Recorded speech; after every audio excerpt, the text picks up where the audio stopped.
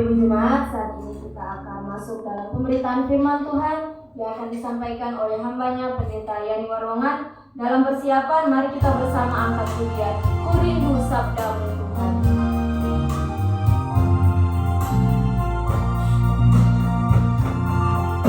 Ku rindu sabdamu, ku rindu firman-Mu, firman Tuhan Yesus yang rela dan berkuasa.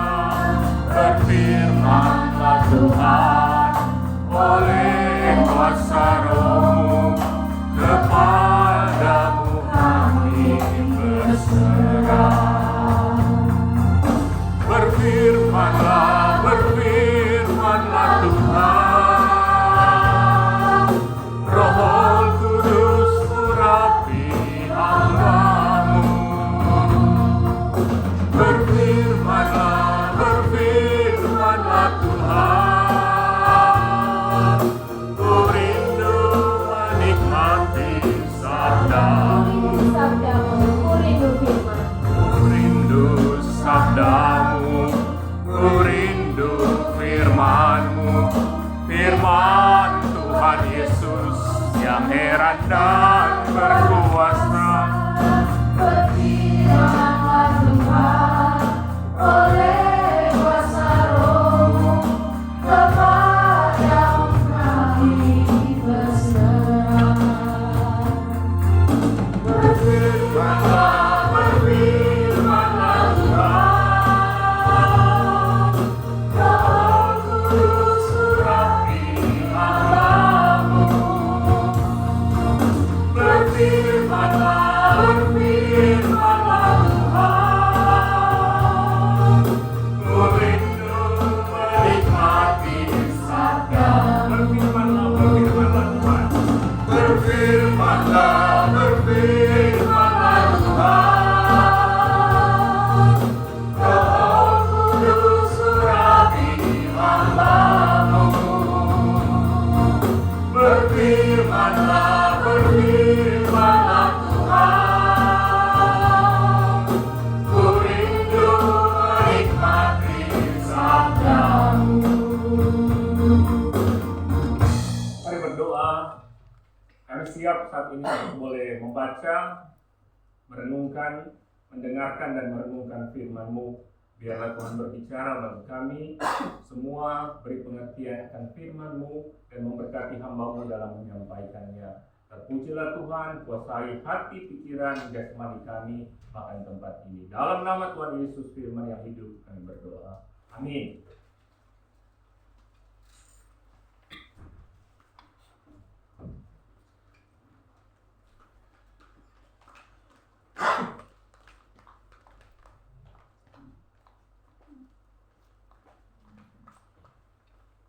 Shalom bagi kita semua. Shalom.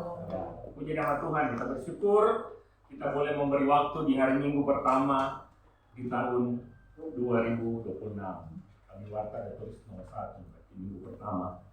Kita boleh melangkah dan masih ada lagi 51 minggu akan kita jalani lama 51 minggu ke depan. Tapi kita percaya penyertaan Tuhan sempurna. Di 51 ke depan yang akan kita jalani, mari kita tuntaskan dengan iman dan memulai dengan semangat. Itu tema yang akan kita bahas di ibadah hari ini. Untuk itu mari kita buka dalam 2 Timotius 4 ayat 6 sampai 8. 2 Timotius 4 ayat 6 sampai 8. Ayat ini terkenal. 2 Timotius 4 ayat 6 sampai 8. Mari kita membaca bersama-sama karena hanya 3 ayat. 2 Timotius 4 ayat 6, 1, 2, 3. Mengenai diriku, darahku sudah mulai dicurahkan sebagai persembahan dan saat kematianku sudah dekat. Aku telah mengakhiri pertandingan yang baik, aku telah mencapai garis akhir, dan aku telah memelihara iman. Sekarang telah tersedia bagiku mahkota kebenaran yang akan dikaruniakan kepadaku oleh Tuhan, Hakim yang adil pada harinya, tetapi bukan hanya kepadaku, melainkan juga kepada semua orang yang merindukan kedatangan. Ya, walaupun ini kata-kata terakhir dari Paulus, orang berdoa kan tak boleh, masih 20 tahun lagi baru ada di antara kita mengungkapkan kata-kata terakhir. Tapi bukan itu kita akan bahas. Nah, saudaraku yang dikasih Tuhan, kalau ditanyakan pertanyaan seperti ini kepada saudara, bagaimana saudara ingin dikenal? Apa yang saudara harapkan orang akan katakan tentang saudara setelah secara khusus para pelayan Tuhan menyelesaikan periode pelayanan? Bagaimana? Nah, usah orang jawab, tapi orang pikirkan. Bagaimana saudara ingin dikenal di dalam hidup yang Tuhan percayakan, di dalam waktu pelayanan yang Tuhan percayakan, ataupun di dalam tahun-tahun kehidupan yang masih kita akan jalani. Ada mungkin yang masih ada 20 tahun lagi, 50 tahun, 60 tahun, 70 tahun. Kalimat apa yang akan dipilih orang lain untuk mengenang saudara? Ya, tidak bisa dijawab, tapi ini menjadi bahan perenungan bagi kita. Dikala orang melihat saya, orang akan mengatakan apa tentang saya? Ya, yang selewat sudahlah, biarlah berlalu. Tapi mulai hari ini dan 51 minggu ke depan dan tahun-tahun ke depan, orang akan katakan saya ini apa di dalam kehidupan kita. Nah, saudaraku yang dikasihi Tuhan, bagian pembacaan kita tadi merupakan jawaban untuk pertanyaan itu. Paulus menjawab akan pertanyaan-pertanyaan tadi. Dia menulis, kalau kita tahu surat ini ditulis dari penjara Romawi dengan pengetahuan pasti bahwa ia akan segera mati. Ia akan segera berakhir hidupnya karena dia sudah di bawah hukuman mati Kaisar Nero pada waktu itu. Nah, ia mengingat kembali perjalanan kehidupannya bersama dengan Kristus. Kemudian ia menantikan apa yang akan terjadi setelah ia meninggal. Sehingga dia mengatakan ketiga ayat tadi, mengenai diriku, darahku sudah mulai dicurahkan, dan seterusnya. Kemudian ayat 7, aku telah mengakhiri pertandingan yang baik, dan seterusnya. Baru dia yang dia nantikan sekarang telah tersedia bagiku mahkota kebenaran. Nah, saudara yang dikasihi Tuhan, ini yang dialami oleh Paulus, yang direnungkan oleh Paulus setelah dia menjalani kehidupannya sebagai orang percaya. Kita tahu Paulus adalah seorang penganiaya jemaat. Kalau kita baca Kisah Rasul pasal 9, disitulah di Damaskus atau saat ini di Suria, dia dalam perjalanan ke Damaskus, dia dipanggil oleh Tuhan. Dan dia merenungkan perjalanan kehidupannya bersama dengan Kristus, dan kita tahu catatan perjanjian baru apa yang dilakukan oleh Paulus di dalam kehidupannya. Begitu luar biasa. Nah, saudara yang dikasihi Tuhan, seorang teolog, ya di mata kesian, tapi ini teolog terkenal, Howard Hendricks dari Dallas Theology Seminary, di mana dia mempelajari ada kurang lebih 100 tokoh biografi atau cerita kehidupan dari tokoh-tokoh di dalam Alkitab, termasuk raja-raja di Israel, di Yehuda. Ternyata dia menemukan 2/3 orang kehidupan mereka berakhir dengan buruk. Sekitar 73 orang dari 100 orang yang dia teliti, yang mencatat dari lahir hingga matinya, dia menemukan 2/3 atau kurang lebih 73 orang tokoh Alkitab yang berakhir dengan buruk di dalam kehidupannya. Soal keselamatan, kalau dia percaya dan berpengharapan kepada Allah, pasti diselamatkan. Tapi dalam perjalanan kehidupannya, si Hendricks ini meneliti dan ada 73 orang pria dan wanita berakhir dengan buruk. Apakah itu masalah penyembahan berhala, masalah amoral, sehingga kehidupannya tidak berakhir dengan baik. Tapi Paulus adalah salah satu dari kurang lebih 27 orang yang dari dia mengenal Allah, dari dia percaya kepada Allah, dan perjalanan hidupnya diakhiri dengan baik. Dia menyelesaikan kehidupannya dengan baik, dan sesungguhnya itu tidak terjadi secara kebetulan. Ada pemilihan Allah, ada panggilan Allah, dan dia berjalan dengan aturan-aturan yang dibuat oleh Allah dengan benar. Dia menyelesaikan perlombaan kehidupan dengan benar hingga titik akhir. Tentunya orang semua berharap akan itu. Ya kan? Orang semua berharap akan itu. Kalau pelayanan di penjara, sayang ada banyak lansia yang berakhir di tempat tersebut. Mungkin yang sering pergi melihat. Karena apa? Di perjalanan-perjalanan kehidupan mereka tidak memanfaatkan dengan baik minimal panggilan, minimal firman Tuhan yang didengar dan sebagainya. Nah, saudara yang dikasihi Tuhan, seorang pelari bernama John Bingham. Dia menulis begini, mau sebagai motivasi bagaimana untuk berakhir dengan baik. Saat saya berdiri di garis start, dia pelari maraton, dan dia mengatakan, saat saya berdiri di garis start, saya tahu bahwa di suatu tempat di luar sana ada garis finish. Saat orang bagi saudara memulai lagi pelayanan di tahun ini, tetap akan ada garis finish 2 tahun ke depan. Orang semua dalam perjalanan kehidupan, apapun yang sementara orang kerjakan, yang bekerja pun ada garis finish pensiun. Ada pensiun, apakah yang di perusahaan, di usia yang sudah ditetapkan, di pekerjaan kita, wira swasta, ya pensiun, di saat orang sudah bisa melakukan aktivitas. Nah, ini prinsip yang sangat baik untuk kita ingat, bahwa di suatu tempat atau di waktu yang akan ada itu, ada garis finish yang mau tidak mau harus kita selesaikan. Walaupun mungkin di antara kita masih berpikir seperti di awal saya katakan tadi, ada mungkin 5 tahun lagi garis finish itu, 10 tahun, 20 tahun, atau 30 tahun, atau berapa tahun yang kita pikirkan garis finish kehidupan kita. Tapi tetap harus kita meyakini supaya kita bisa berjaga-jaga dalam hidup ini, di waktu yang ke depan sana ada garis akhir. Nah, selamanya bagi yang muda-muda orang seperti ini terus. Si Melin sering kali bilang, masih merasa muda, ya kan?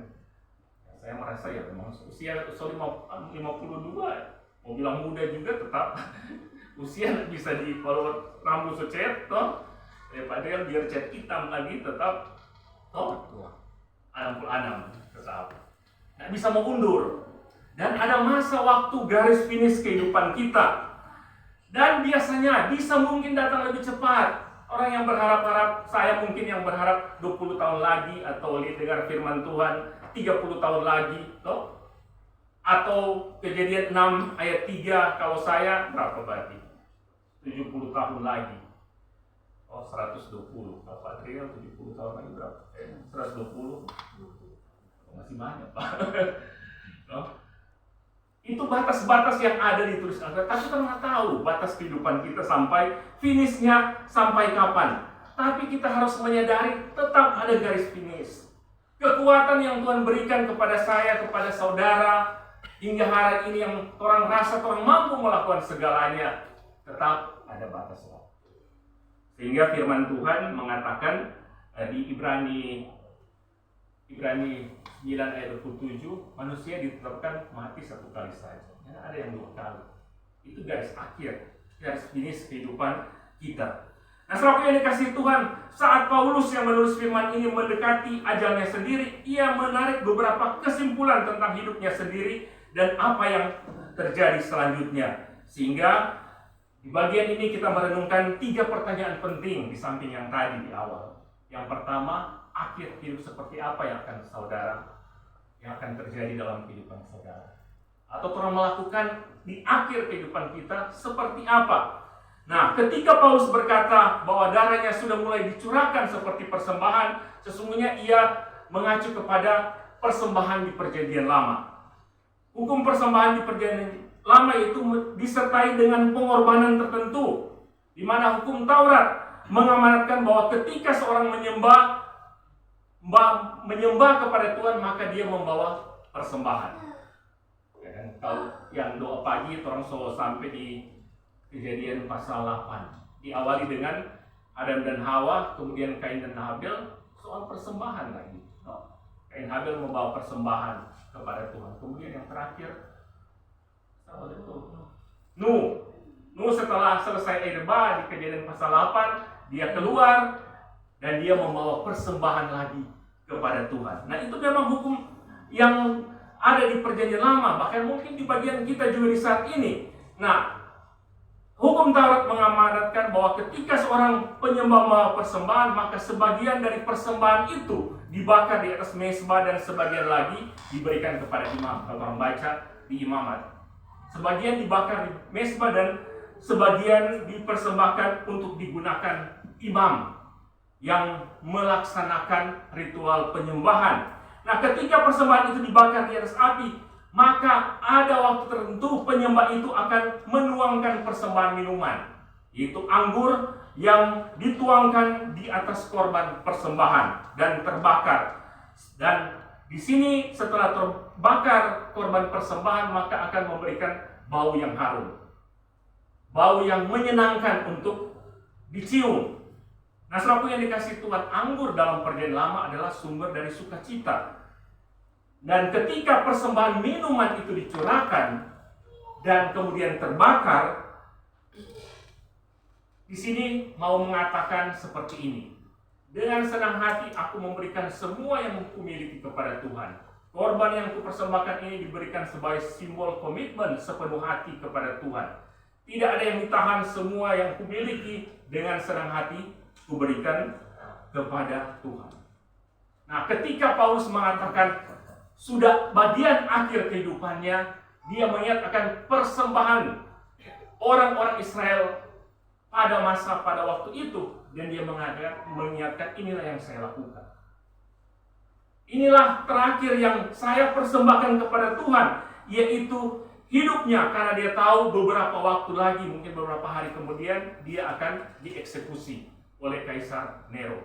Dan dia menyadari inilah persembahan minuman yang dicurahkan untuk Tuhan sebagai bau yang menyenangkan. Dan seolah-olah dia berkata seperti ini kepada Timotius, ketika kamu mendengar tentang kematianku, jangan berpikir bahwa Nero telah mengeksekusiku di luar keinginanku. Aku dengan senang hati menyerahkan hidupku untuk Tuhanku.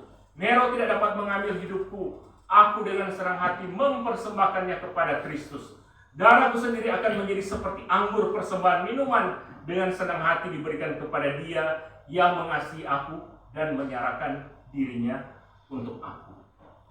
Paulus telah memberikan segalanya.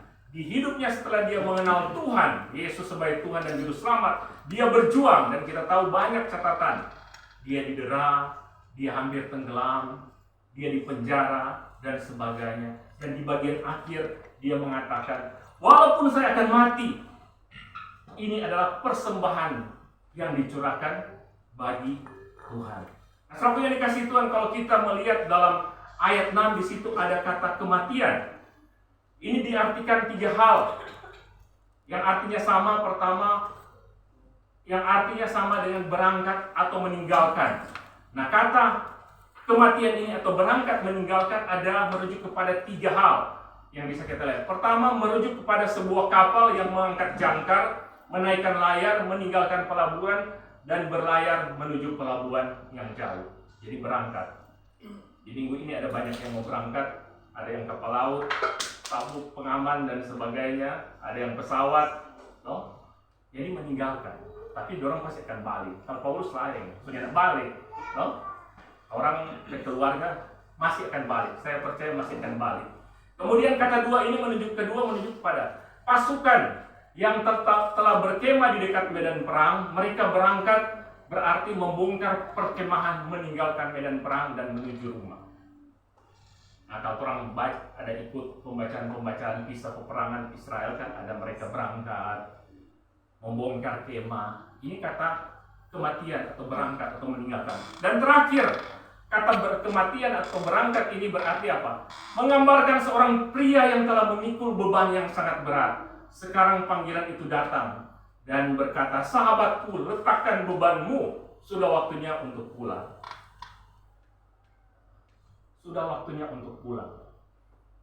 Nah, Paulus di sini mau mengatakan kematian itu seperti berlayar, membongkar perkemahan, meletakkan beban yang berat, dan akhirnya pulang untuk bersama dengan Tuhan. Walaupun orang semua masih berdoa supaya panjang, tapi batas ini tetap ada di dalam kehidupan kita. Nah, kepergian atau keberangkatan atau akhir seperti apa yang akan saya dan saudara alami, menentukan di perjalanan hidup kita di hari ini 51 minggu ke depan dan tahun-tahun ke depan. Apakah saudara atau kita semua memiliki keyakinan yang sama seperti Paulus tentang akhir finish kehidupan kita? Kita dapat menghadapi kematian atau finish kehidupan kita dengan iman yang kuat jika kita melakukan apa yang dilakukan oleh Paulus. Mempersembahkan hidup sebagai korban persembahan yang hidup. Saya percaya pelayanan pun yang Tuhan berikan, walaupun memang dari struktur pelayanan ada gembala, ada pendeta, ada majelis, bukan struktur itu yang membedakan, tapi fungsional kita. Saya dan saudara adalah hamba Tuhan. Saya sering kali mengatakan jangan pakai istilah kami berdua ini hamba Tuhan. Atau orang semua hamba Tuhan, tapi secara struktural ada yang harus jadi gembala, ada yang harus jadi pendeta, ada yang harus jadi majelis, ada yang harus komisi pelayanan, ada yang harus jadi pastor dan sebagainya. Itu soal struktur. Tapi kita satu. Setelah kita percaya dan menyerahkan diri kepada Tuhan, kita adalah hamba-hamba Tuhan. Kita adalah pelayan-pelayan Tuhan. Bagaimana kita mempersembahkan hidup kita kepada Tuhan? Di bagian kita. Bagaimana kita memberi di kesempatan yang Tuhan percayakan. Di bagian firman lain kan, yang diberikan tanggung jawab besar dituntut lebih besar.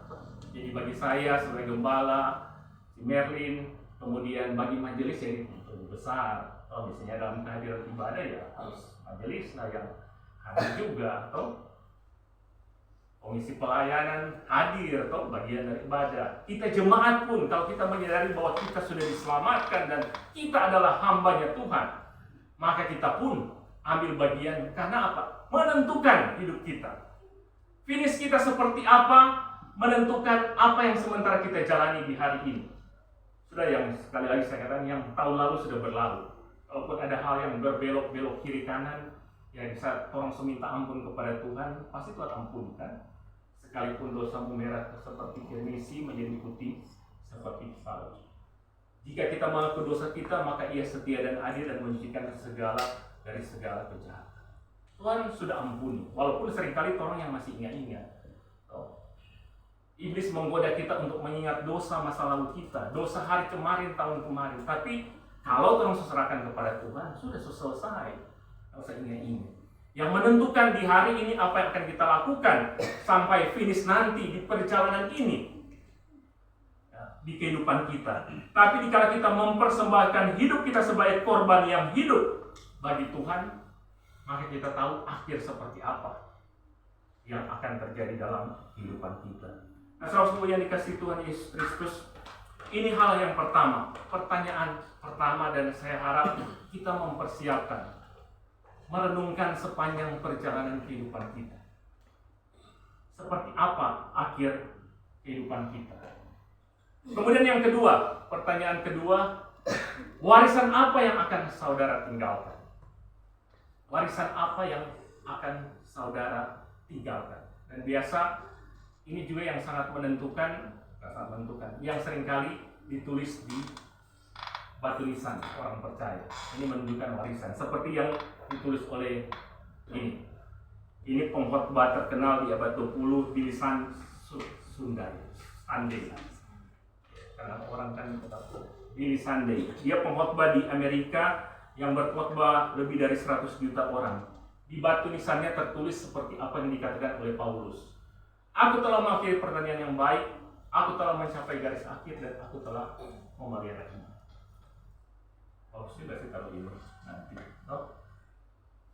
Orang boleh berpikir-pikir mau taruh apa?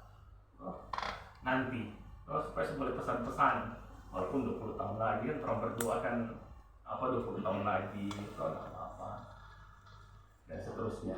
Nah, saudara yang dikasihi Tuhan, apa yang disampaikan oleh Paulus dan juga dikutip oleh Billy Sunday ini mengandung 3 hal yang penting yang melatar belakangi pernyataan ini. Yang pertama, Paulus menjalani hidup yang disiplin sehingga dia mengatakan apa? Aku telah mengakhiri pertandingan yang baik. Aku telah mengakhiri pertandingan yang baik. Seorang atlet mungkin akan mengatakan saya sudah finish dengan baik kalau dia tidak menjalani hidup dengan disiplin. Kita pun akan sulit mengatakan seperti ini, aku sudah mengakhiri pertandingan yang baik, kalau di hidup yang sementara kita jalani mulai hari ini orang tidak disiplin di dalam kehidupan kita. Disiplin berrelasi dengan Tuhan secara pribadi, persekutuan, disiplin dalam hidup sehari-hari, disiplin dalam hidup pekerjaan kita, dan sebagainya. Paulus memberikan teladan, dia boleh mengatakan, aku telah mengakhiri pertandingan yang baik, karena dia hidup yang disiplin di dalam hidupnya. Walaupun memang kehidupan Paulus tidak mudah, kalau mungkin saya pun mengalami itu, mengalami kehidupan seperti Paulus, tidak mudah. Kalau orang baca kisah-kisahnya, kehidupan kita juga yang sementara kita jalani pasti tidak mudah. Tetapi karena dia mendisiplinkan diri, ini bagian kita aja. Kalau mau berjuang supaya disiplin sama dengan Paulus, ya mungkin jauh orang. Tapi di bagian kehidupan kita yang sementara kita jalani, bagaimana kita mendisiplinkan diri sehingga pada akhirnya kita akan mengatakan, aku telah mengakhiri pertandingan yang baik. Bahwa pergumulan-pergumulan yang dia jalani, yang dia hadapi, toh sudah pada titik akhir di masa dia menulis bagian ini. Dan pengharapannya dia akan bertemu dengan sang pemimpin kehidupannya yang akan ia temui, yaitu Tuhan Yesus yang dia percayai, yang dia layani, yang dia sembah. Kedua, dari bagian ini yang bisa kita renungkan yaitu Paulus menjalani hidup yang terarah. Aku telah mencapai garis akhir. Garis akhir kan di depan, dan arah kita harus di depan. Kalaupun ada belok-belok, perjalanan kita akan semakin jauh. Tapi orang suka tahu, dan memang terkadang orang tahu di depan, tapi orang suka yang berbelok-belok dalam hidup ini. Paulus menjalani hidup yang terarah sehingga dia mengatakan, aku telah mencapai garis akhir. Dia terarah mengikuti jalan yang Tuhan Yesus tetapkan baginya, mulai dari ia diselamatkan sampai di akhir kehidupannya, bahwa ia dipanggil untuk menjadi berkat bagi bangsa-bangsa lain. Paulus adalah rasul yang dipanggil untuk menjadi berkat bagi bangsa-bangsa di luar bangsa Yahudi. Sehingga kita melihat dalam perjalanan misi 1-2, dia pergi ke Makedonia, masuk ke Eropa. Penginjilan di Eropa dirintis oleh Paulus dalam pelayanan misinya. Dia terarah ke depan, walaupun ada susah, ada hal-hal yang tidak menyenangkan, ada rasa sakit yang dia jalani, tetapi dia berjalan tertuju kepada apa yang ditetapkan Tuhan di dalam kehidupan. Bagi kita yang sudah diselamatkan, yang percaya kepada Kristus, Tuhan sudah menetapkan kita yaitu menjalani hidup ini untuk memuliakan Allah dan menikmati berkat-berkat Allah di dalam kehidupan kita. Memuliakan Allah, menyenangkan Allah di hidup kita, di keluarga kita, di pekerjaan kita, di hari-hari kehidupan kita, dan nikmatilah berkat-berkat yang Tuhan berikan. Ya memang kita semua punya masalah, punya pergumulan, tapi jangan pergumulan itu menghambat kita menikmati berkat. Berkat kesehatan, berkat sukacita, jalani aja.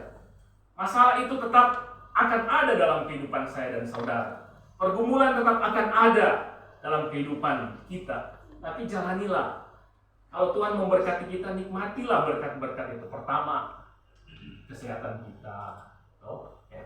Sebelum kesehatan, nafas hidup dulu. Nikmati masih bernafas. Hidup kita. Kemudian kesehatan. Kemudian ada keluarga di kiri kanan kita. Ada gereja, persekutuan, ada tetangga. Nikmati kehidupan berkat yang Tuhan berikan. Sambil orang berjuang supaya masalah yang kita hadapi pasti akan lewat. Pasti akan ada jalan keluar.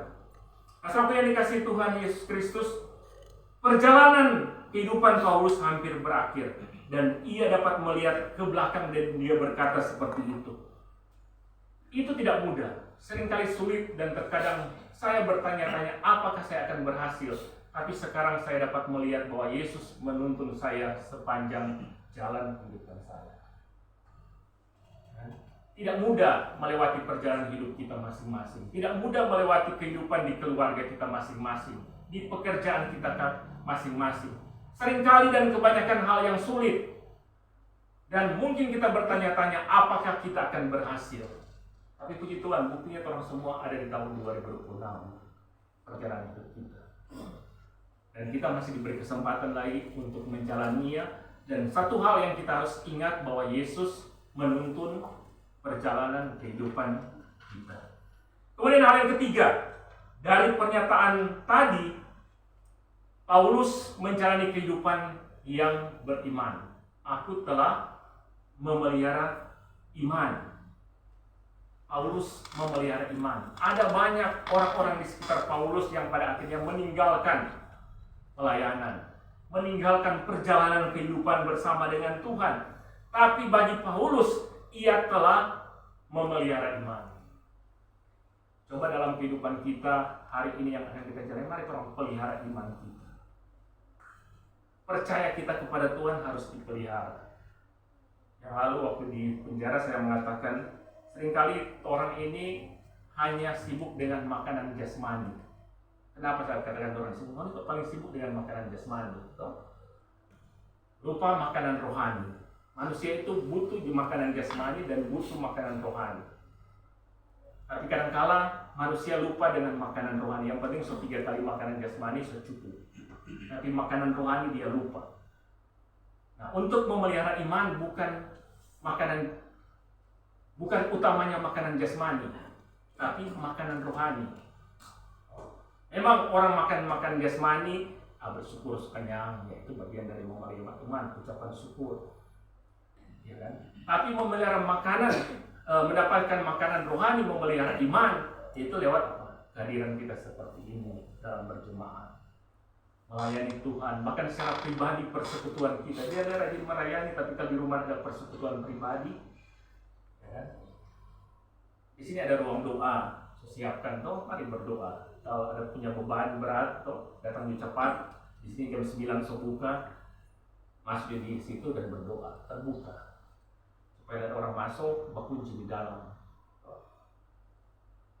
Jam 9 sebuka masih ada kesempatan Anda berdoa secara pribadi kepada Tuhan sebagai bagian memelihara iman di kehidupan kita. Nah, saudaraku yang dikasihi Tuhan, karena Paulus tahu bahwa tidak ada yang dapat menyentuhnya jika bukan dari tangan Tuhan, ia tidak pernah menyerah pada keputusasaan. Ia benar-benar percaya bahwa segala sesuatu yang terjadi padanya adalah untuk kebaikannya dan untuk kemuliaan Tuhan. Oleh karena itu, ia terus maju bagi Tuhan sampai akhir. Walaupun belenggu penjara dia alami, itu tidak menghancurkan imannya dan menghancurkan kepercayaannya kepada Tuhan. Ini yang dilakukan oleh Paulus. Dia beriman, memelihara iman. Tidak pernah berhenti berjuang, tidak pernah berhenti berlari, tidak pernah berhenti percaya kepada Tuhan. Ini juga yang harus kita jalani di tahun 2020. Dan yang ketiga, yang kita renungkan, pertanyaan ketiga, hadiah apa yang akan saudara terima? Upah apa yang akan saudara terima di kehidupan yang saudara jalani dan dalam kekekalan? 2 Timotius 4 ayat 8 Paulus mengatakan, sekarang telah tersedia bagiku mahkota kebenaran yang akan dikaruniakan kepadaku oleh Tuhan, Hakim yang adil pada harinya, tapi bukan hanya kepadaku, melainkan juga kepada semua orang yang merindukan kedatangannya. Ini hadiah atau pahala atau upah yang diterima dan diyakini diterima oleh Paulus. Dan ini ingat juga menjadi bagian kita, karena ada di kalimat terakhir, melainkan juga kepada semua orang yang merindukan kedatangannya. Ini upah seperti ini. Itu menjadi upah yang pasti karena disimpan di sorga. Nah, ada maling yang akan mengambil upah kita karena tersimpan dalam sorga. Kemudian itu menjadi upah atau pahala yang mulia karena ada mahkota kebenaran. Kemudian ini akan menjadi pahala atau upah pribadi karena Paulus akan menerima upahnya dari Tuhan sendiri secara pribadi. Sama dengan kita. Kita akan menerima secara pribadi. Bukan berarti karena saya pendeta, karena anak dapat warisan upah dari Tuhan. Apa yang akan lakukan di dunia ini, dia akan mendapatkan sesuai dengan apa yang dia lakukan. Karena apa? Pertanggungjawaban iman kita secara pribadi. Ya, keluarga cuma ikut untuk boleh menopang, menguatkan, supaya selama hidup ini boleh jalani dengan benar, saling mendukung. Persekutuan juga sama, tapi upah pribadi itu pribadi-pribadi kita. Apa yang kita lakukan di dunia ini, kita mendapatkan sesuai dengan apa yang kita jalani. Kemudian itu akan menjadi upah di masa depan. Paulus akan menerima pahalanya, yaitu hari itu, hari ketika Yesus Kristus kembali dari sorga menjemput orang-orang percaya. Dan terakhir, itu akan menjadi upah pahala yang dibagi-bagi, itu yang tadi bukan hanya untuk Paulus, tapi juga bagi saya dan saudara yang mengasihi Kristus. Nah, saudara yang dikasihi Tuhan, inilah yang akan terjadi dalam kehidupan saudara. Dan menentukan apa yang akan terjadi, yaitu kita sendiri di perjalanan kehidupan. Orang semua sudah datang kepada Kristus, tinggal menjalaninya seperti apa. Hari ini minggu pertama sampai 51 minggu ke depan, mari kita tuntaskan lagi dengan iman percaya kepada Tuhan di hidup yang sementara kita jalani.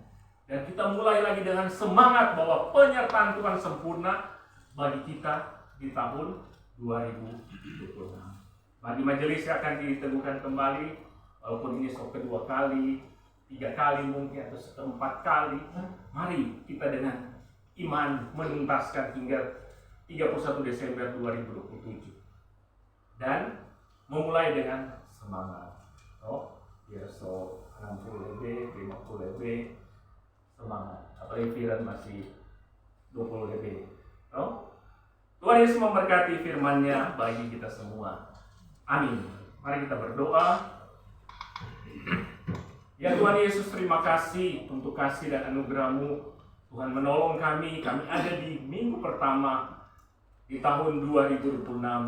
Mampukan kami untuk lagi berjalan, menuntaskan perjalanan hidup kami 51 minggu ke depan dengan kami beriman sungguh kepada-Mu Tuhan, dan menjalaninya dengan penuh semangat. Tuhan menolong, memampukan kami, dan memperlengkapi kami agar kami boleh melewatinya hingga kami ada lagi di akhir tahun 2026 dan boleh ada di tahun 2027 nanti. Terpujilah Tuhan, teguhkan firman-Mu bagi kami semua. Amin. Saat ini kita akan menyiapkan diri kita secara khusus, majelis yang akan diteguhkan dalam pelayanan. Untuk itu mari kita angkat pujian Ku Melayani Yesus. Tiada lebih indah ku melayani Yesus. Tiada lebih indah ku melayani Yesus. Walaupun berat dan sukar jalannya, takkan aku goyah sebelum berakhir hidupku. Karena aku tahu apa arti hidupku. Ku melayani Yesus, itu lebih indah dari semua. Ku melayani Yesus, itu lebih manis dari semua. Jemaat yang Tuhan Yesus kasih, hari ini akan dilantik dan diteguhkan majelis jemaat GKI Agape Bitung periode pelayanan tahun 2026-2027. Untuk itu saya selaku gembala sidang sesuai dengan tanggung jawabnya berdasarkan tata gereja dan tata laksana GKI pasal 30.4 ayat 6 yang tertulis, gembala sidang mengangkat, meneguhkan, melantik dan memberhentikan jabatan pelayanan anggota majelis jemaat. Untuk itu saya akan membacakan surat keputusannya. Bagi nama-nama yang disebutkan dapat mengambil tempat di depan sini. Surat keputusan nomor 01 garis miring SK garis miring GKI Agape garis miring Bitung garis miring 1 garis miring 2026 tentang Majelis Jemaat Gereja Kristus Ramani Indonesia Jemaat Agape Bitung periode pelayanan tahun 2026-2027. Dengan kasih dan anugerah Tuhan Yesus Kristus Kepala Gereja, Menimbang kebutuhan pelayanan Gereja Kristus Ramani Indonesia Jemaat Agape Bitung, mengingat tata gereja dan tata laksana Gereja Kristus Ramani Indonesia bab 8 pasal 35 tentang majelis jemaat, memperhatikan bahwa dianggap perlu untuk diteguhkan dan dilantik penatua dan majelis jemaat Gereja Kristus Ramani Indonesia Jemaat Agape Bitung. Memutuskan menetapkan nama-nama yang terdapat dalam lampiran surat keputusan ini sebagai penatua dan majelis jemaat Gereja Kristus Ramani Indonesia Jemaat Agape Bitung periode pelayanan tahun 2026-2027. Demikianlah surat keputusan ini dibuat dan berlaku mulai tanggal ditetapkan. Apabila di kemudian hari terdapat kekeliruan, maka akan diadakan perbaikan seperlunya. Ditetapkan di Bitung pada tanggal 4 Januari 2026, Gembala Sidang Pendeta Yani P.L. Warongan. Lampiran surat keputusan nomor 01/SK/GKI Agape Bitung /1 2026 tentang Majelis Jemaat Gereja Kristus Ramani Indonesia Jemaat Agape Bitung tahun pelayanan 2026-2027. Ketua Pendeta Yani Warongan, Wakil Gembala Sidang Pendeta Marin Mukalu, dan diundang Sekretaris Penatua Adriel Ketiwakeng, Bendahara Penatua Kristia Palentine, Ketua Komisi Pelayanan Pria Penatua Ciprianus Palentine, Ketua Komisi Pelayanan Wanita Penatua Jenensi Bangunan, Ketua Komisi Pelayanan Kaum Muda Penatua Priska Firan Adil, dan Ketua Komisi Pelayanan Anak Penatua Kristia Palentine. Ditetapkan di Bitung tanggal 4 Januari 2026.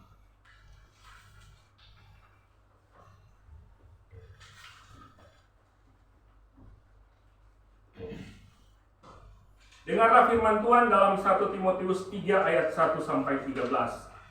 Benarlah perkataan ini, orang yang mengendaki jabatan penilik jemaat menginginkan pekerjaan yang indah. Karena itu penilik jemaat haruslah seorang yang tak bercacat, suami dari satu istri, dapat menahan diri, bijaksana, sopan, suka memberi tumpangan, cakap mengajar orang lain, bukan peminum, bukan pemarah, melainkan peramah, pendamai, bukan hamba uang. Seorang kepala keluarga yang baik disegani dan dihormati oleh anak-anaknya. Jikalau seorang tidak tahu mengapalai keluarganya sendiri, bagaimana ia dapat mengurus jemaat Allah? Janganlah ia seorang yang baru bertobat, agar jangan ia menjadi sombong dan kena hukuman iblis. Hendaklah ia juga mempunyai nama baik di luar jemaat, agar jangan ia digugat orang dan jatuh ke dalam jerat iblis. Demikian juga diaken-diaken haruslah orang terhormat, jangan bercabang lidah, jangan penggemar anggur, jangan serakah, melainkan orang yang memelihara rahasia iman dalam hati nurani yang suci. Mereka juga harus diuji dahulu baru ditetapkan dalam pelayanan itu setelah ternyata mereka tak bercacat. Demikianlah pula istri-istrinya hendaklah orang terhormat, jangan pefitnah, hendaklah dapat menahan diri dan dapat dipercaya dalam segala hal. Diaken haruslah suami dari satu istri dan mengurus anak-anaknya dan keluarganya dengan baik. Karena mereka yang melayani dengan baik beroleh kedudukan yang baik, sehingga dalam iman kepada Kristus Yesus mereka dapat bersaksi dengan leluasa. Saat ini kita akan masuk dalam peneguhan dan pelantikan. Suami, istri, dan orang tua boleh berada di tempat. Silakan mari di depan sini dia. Ada Pak Yopi, ada Lin. Ini deh, samping. Pertanyaan peneguhan dan pelantikan. Pertama, apakah saudara percaya bahwa saudara digerakkan oleh Roh Kudus untuk melayani pekerjaannya? Bapak Adriel Tatiwakeng, apakah jawab saudara? Ya, saya percaya di dalam Tuhan Yesus Kristus. Amin. Ibu Kristia Plantain, apakah jawab saudara? Ya, saya percaya di dalam Tuhan Yesus Kristus. Amin. Bapak Ciprianus Plantain, apakah jawab saudara? Ya, saya percaya di dalam Tuhan Yesus Kristus. Amin. Ibu Jenensi Bangunan, apakah jawab saudara? Ya, saya percaya di dalam Tuhan Yesus Kristus. Amin. Saudara Priska Firan Adil, apakah jawab saudara? Ya, saya percaya di dalam Tuhan Yesus Kristus. Amin. Pertanyaan kedua, apakah saudara sungguh-sungguh percaya terhadap Alkitab Perjanjian Lama dan Perjanjian Baru adalah firman Allah yang memiliki otoritas mutlak dan tanpa salah? Bapak Adriel Tatiwakeng, apakah jawab saudara? Ya, saya percaya di dalam Tuhan Yesus Kristus. Amin. Ibu Kristia Valentin, apakah jawab saudara? Ya, saya percaya di dalam Tuhan Yesus Kristus. Amin. Bapak Ciprianus Valentin, apakah jawab saudara? Ya, saya percaya di dalam Tuhan Yesus Kristus. Amin. Ibu Jenensi Bangunan, apakah jawab saudara? Ya, Saudari Priska Firen Adil, apakah jawab saudara? Ya, saya percaya di dalam Tuhan Yesus Kristus. Amin. Yang ketiga, maukah saudara berusaha mencapai kehidupan yang lebih sesuai dengan yang akan saudara beritakan atau ajarkan atau layani itu? Bapak Adriel Tatiwaking, apakah jawab saudara? Ya, saya mau dengan pertolongan Tuhan Yesus Kristus. Amin.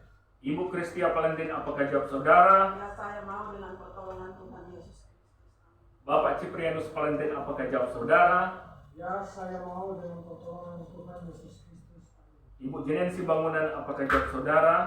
Ya, saya mau dengan pertolongan Tuhan Yesus Kristus. Amin. Saudari Priska Firen Adil, apakah jawab saudara? Ya, saya mau dengan pertolongan Tuhan Yesus Kristus. Amin. Terakhir, sediakah saudara melaksanakan tugas pelayanan sebagai majelis jemaat di Gereja Kristus Ramani Indonesia Jemaat Agape Bitung tahun 2026-2027 dengan tekun dan setia? Bapak Adriel Tatiwaking, apakah jawab saudara?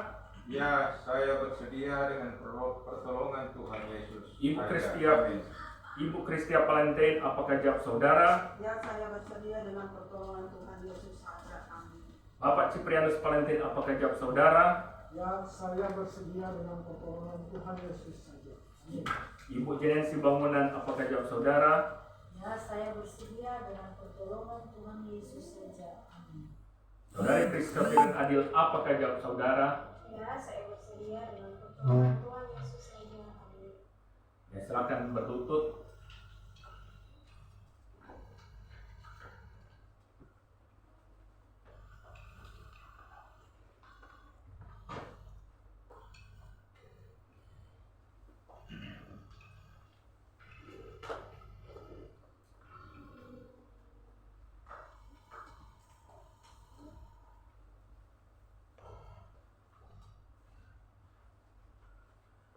Berdasarkan jawaban saudara Bapak Adriel Tatiwaking, kami meneguhkan di dalam nama Bapa, Putra, dan Roh Kudus sebagai Majelis Jemaat dan Sekretaris Jemaat Gereja Kristus Ramani Indonesia Agape Bitung tahun pelayanan 2026-2027. Semoga kekuatan, kesehatan, berkat dari Tuhan memampukan Bapak Penatua Adriel Tatiwaking. Amin.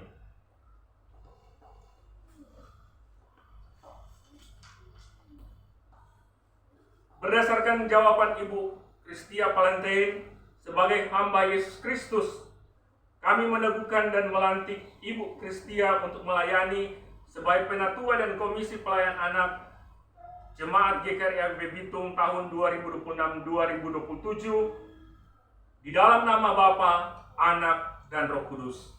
Kiranya Tuhan Yesus menguatkan dan memampukan dalam pelayanannya. Amin. Berdasarkan jawaban dari Bapak Ciprianus Valentin, sebagai hamba Yesus Kristus, kami meneguhkan, memberkati Bapak Ciprianus Valentin sebagai Penatua dan Ketua Komisi Pelayanan Kaum Pria Jemaat GKRI Agape Bitung periode 2026-2027 di dalam nama Bapa, Anak, dan Roh Kudus. Yesus Kristus memampukan, menguatkan, dan memberi kesehatan. Amin.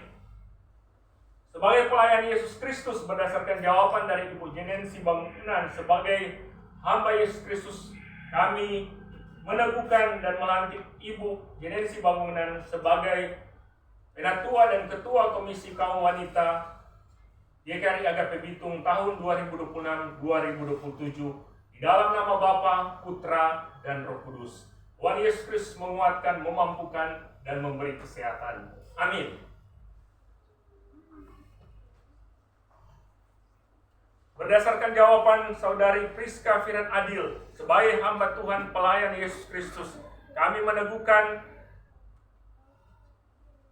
Saudari Priska Firen Adil sebagai pelayan Tuhan, Penatua, dan Ketua Komisi Anak Jemaat GKRI, Komisi Youth Jemaat GKRI Agape Bitung periode pelayanan tahun 2026-2027 di dalam nama Bapa, Putra, dan Roh Kudus. Tuhan Yesus menguatkan, memampukan, dan memberikan kesehatan. Amin.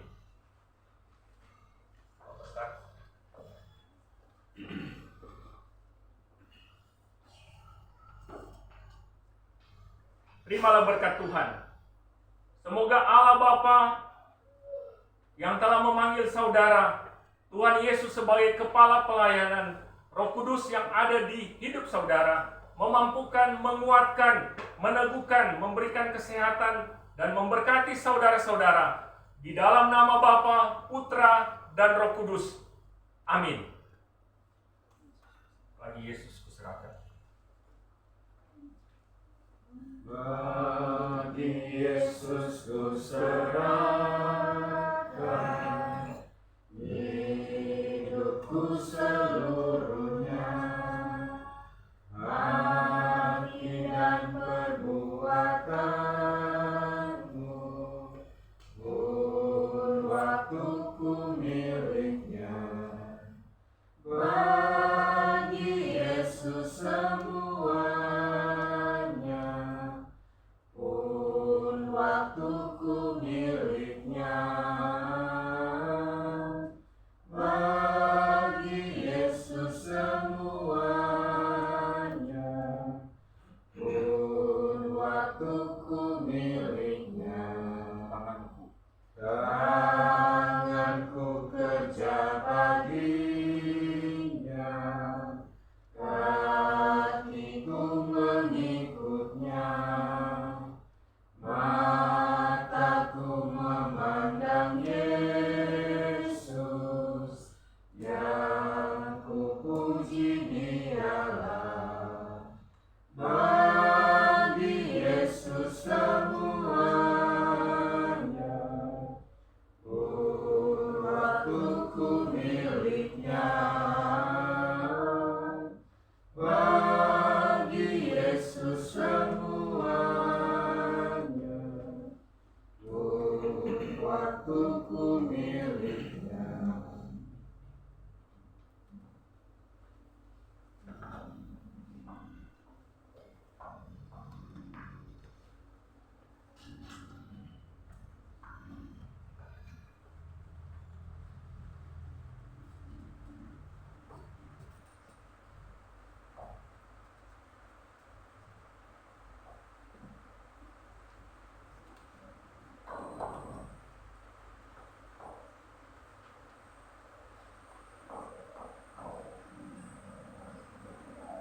Ya, inilah Alkitab yang adalah firman Allah yang berotoritas dalam kehidupan kita sebagai orang percaya.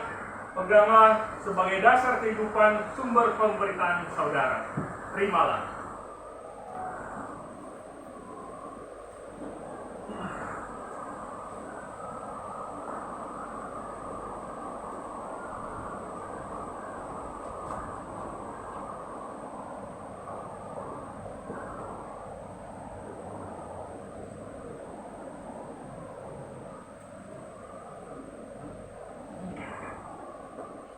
Inilah sekolah Gereja Krisramani Indonesia yang ada salibnya sebagai lambang dari pengorbanan Kristus dan logo dan nama GKI sebagai wadah pelayanan kita. Terimalah.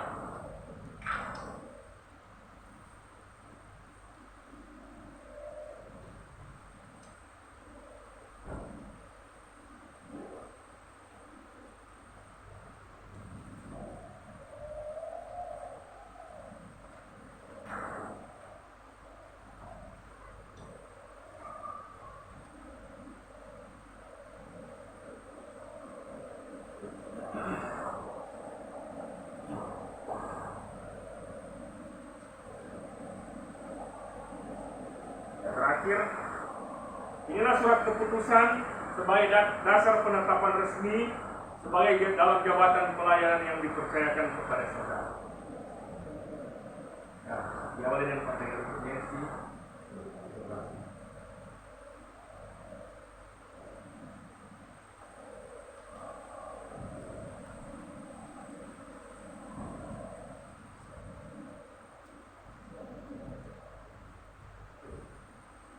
Kemudian Ibu Penatua Prestia, ayo mari.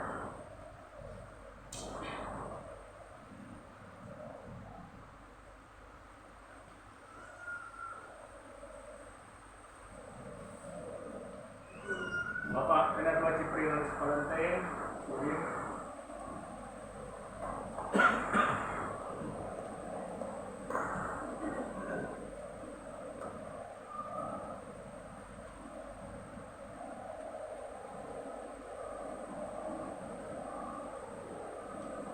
Penatua Karen.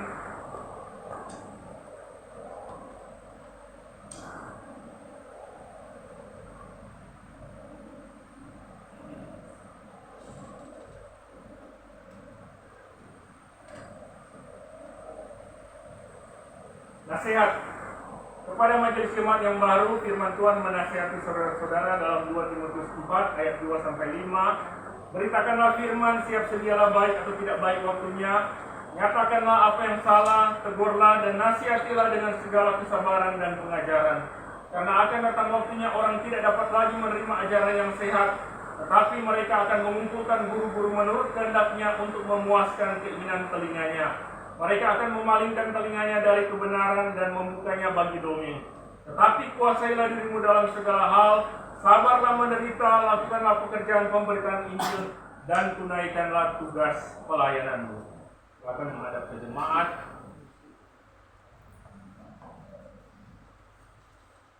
Kepada jemaat, saudara-saudara anggota jemaat Yesus Kristus, sambutlah Majelis Jemaat GKRI Bitung tahun pelayanan 2026-2027 dengan sukacita. Terimalah mereka dengan penuh tanggung jawab, doakanlah dan bekerjalah bersama dengan mereka supaya Jemaat GKRI Bitung semakin bertumbuh dari segi kualitas iman dan jumlah anggota jemaat dan mencapai tingkat pertumbuhan yang sesuai dengan kepenuhan Kristus. Amin.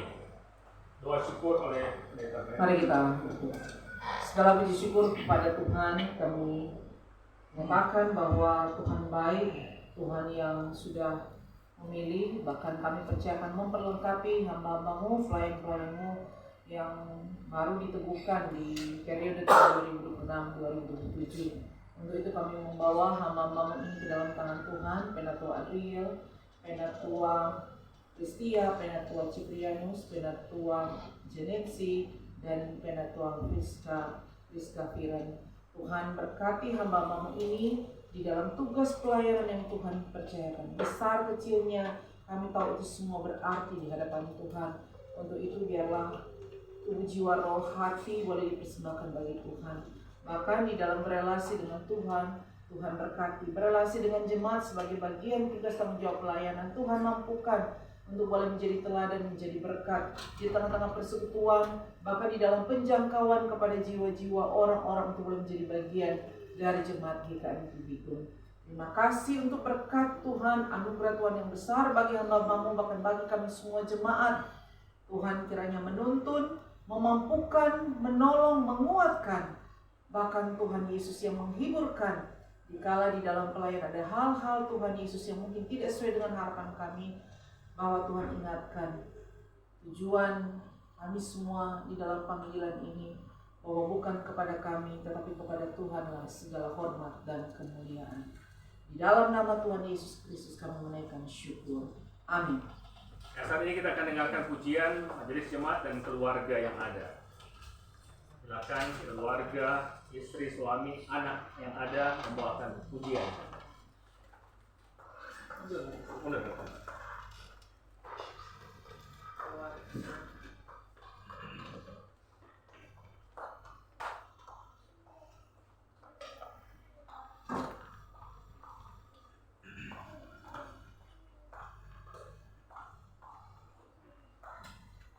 Bukan karena kebaikan.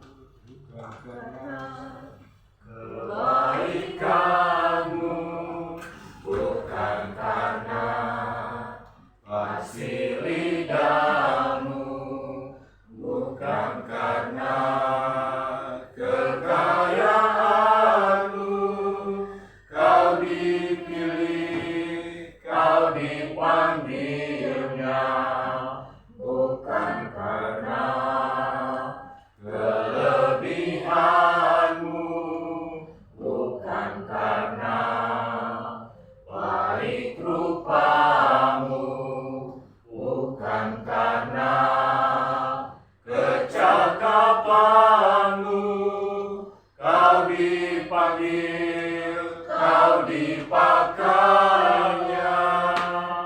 Bila Engkau dapat, itu karenanya. Bila Engkau punya semua daya,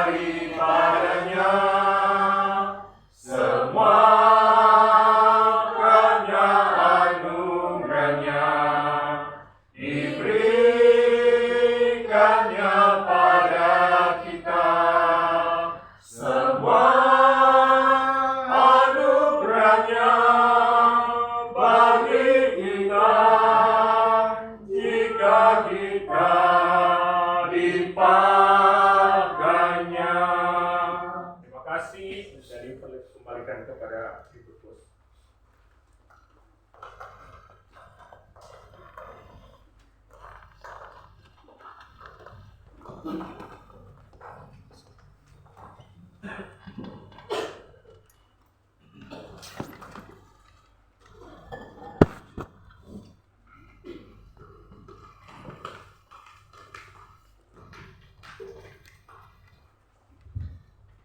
Bapak Ibu, saya jemput kita semua bangkit berdiri.